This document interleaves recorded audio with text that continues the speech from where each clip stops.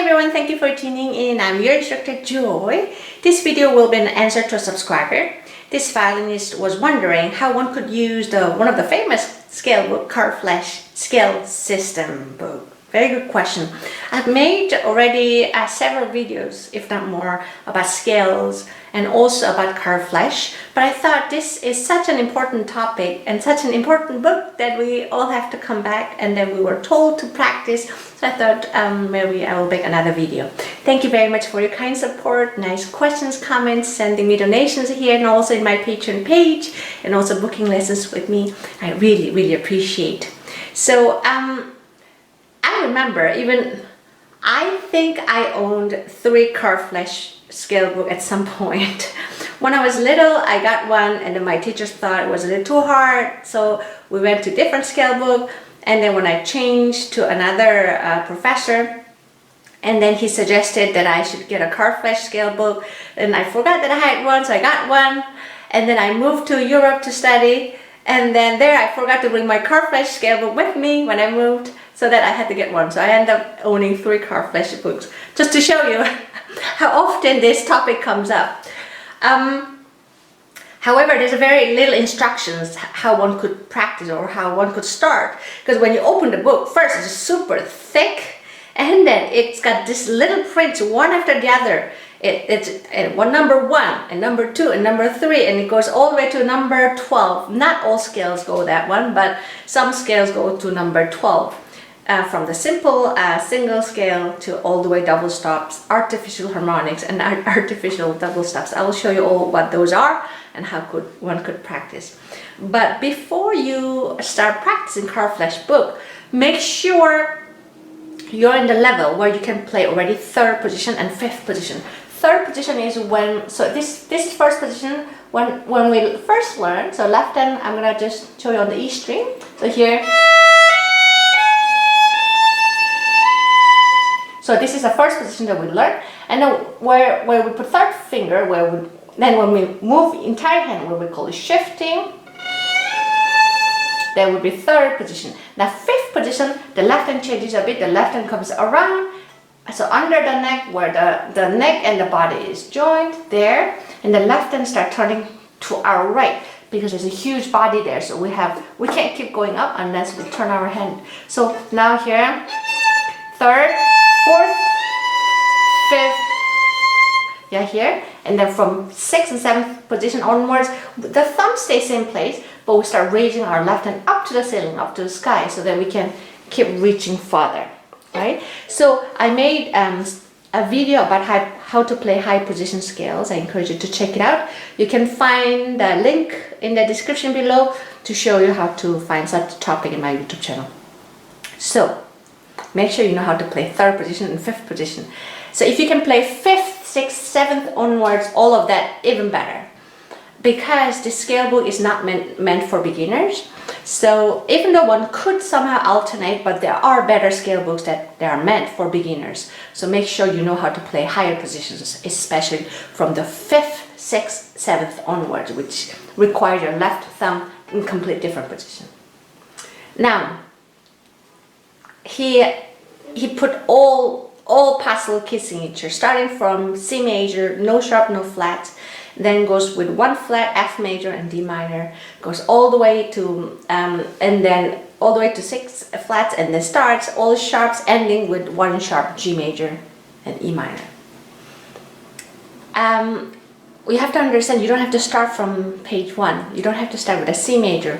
Remember, C major might be easy key for other instruments, especially piano and maybe even voice. But for us, the easiest key signature is D major, A major, and it could be sometimes B flat major, depending how you're learning. So feel free to flip around and to find a key signature that works for you. Even when you have been playing violin for a number of years, find a key signature that works for you technically, and also it would be good to find a key signature that can help your current repertoire pieces. If you're learning a concerto or sonata piece or any performing piece in the key of E flat major, then it would be better to learn a scale in the key of E flat major, for example. Now, when you open the scale book of Flesch, it's got 2 two numbers. So the fingering that's their fingerings that's above the notes and the fingerings that are below the notes. So Carl Flesch is just giving us two options of fingerings. At the upper one, the upper fingering, above the notes are primary one, so his first suggestion. The bottom one is an alternative. If the first one doesn't work, or if you want to try a different one, the fingering at bottom below the notes would be alternative or secondary option. From number 1 to number 4, he basically suggests scales in one string, on one string. So if you look at the C major, so it starts from the third position and goes down, and then all variation of arpeggio and broken thirds, and goes same thing he does on D string but higher position, and then A string, then E string. Let's see if I can show you better. Yeah, so now I just played quickly just to show you, even though it's a key of C major, even though it's just one octave scale, it's not an easiest way because you're using a lot of high positions, especially on the D string. You have to start on the 6th position, which is already the left hand has to position it in a much different, it's not the easiest way. So that is why when I teach, I prefer my students to start with the number 5, which is 3 octave scale. So even though it's a larger octave, it covers more strings because it often starts in the easier position, such as 1st, 2nd, or maximum of 3rd, which is a little easier for the students to start and gradually warm up their hand going up. Yeah, that's what I suggest. So here, focus on C major scale. You start in the 2nd position. Let's see. Sorry.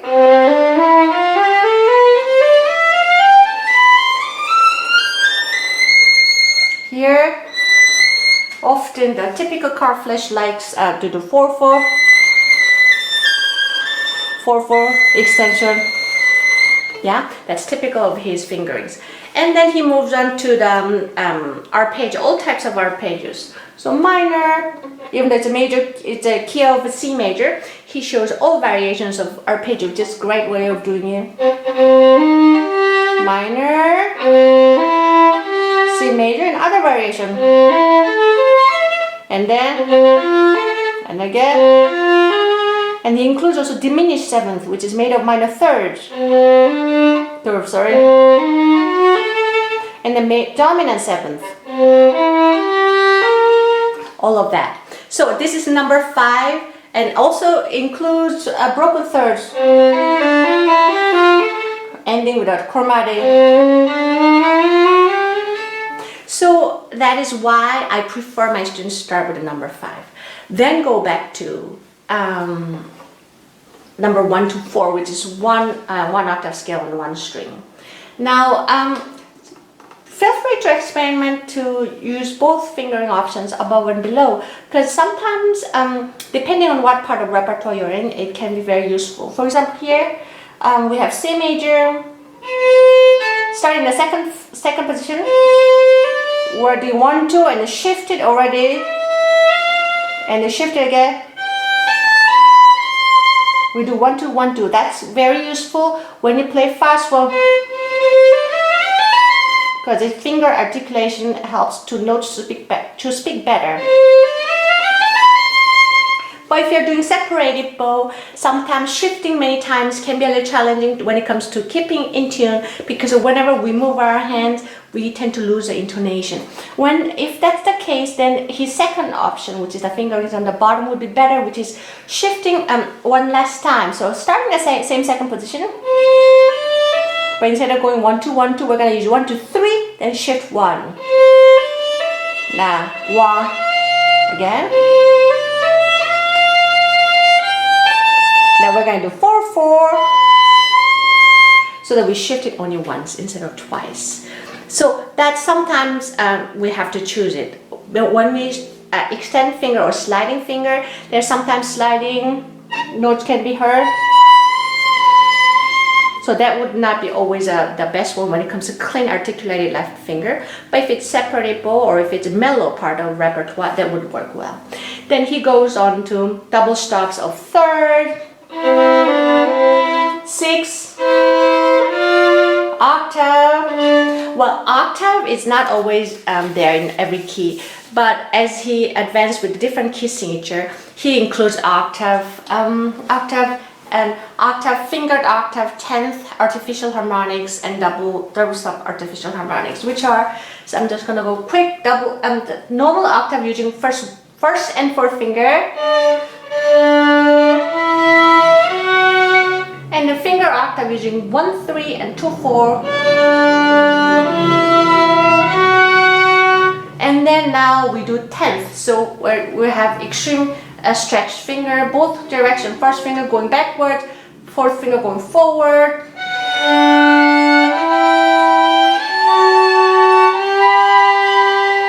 Yeah, then artificial harmonics. And then double stop artificial harmonics, for example. Here one, and then play together. And he includes that one.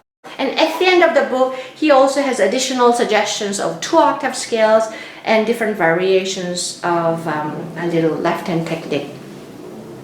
Now, there's also a Roman number that indicates Roman number 1 that looks like a capital I is indicated for an E string.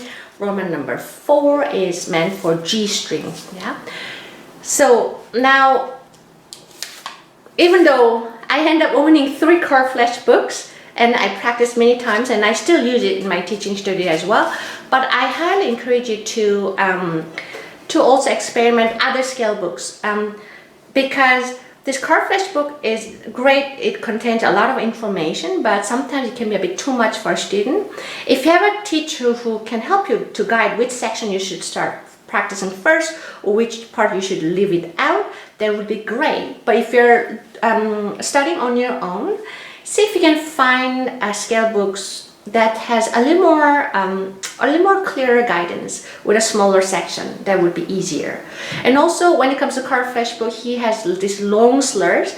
That does not mean that you have to do all once. Just break the bow. So, for example, here. You don't have to all go there, just break it.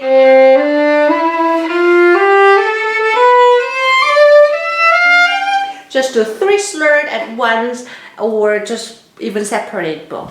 I believe at the beginning of the book, he even suggested that one should practice every day in the new key signature, and then every day you should do number 1 to 4, and then day 2 you do number 5 to double stops, and day 3 you do 10th octaves, fingered octave, artificial harmonics, and day 4 go back to from number 1 to 4. I mean, it's a very ambitious goal. It's great if we could do that, but I find it's a little unpractical, a bit too much. So instead of going through as many scales as possible, I personally prefer if my students focus on the smaller topic and really work cleanly, listening to each intonation.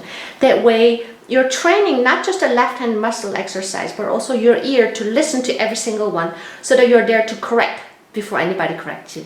Yeah? I hope this video was helpful. Thank you for watching, and hope to see you again.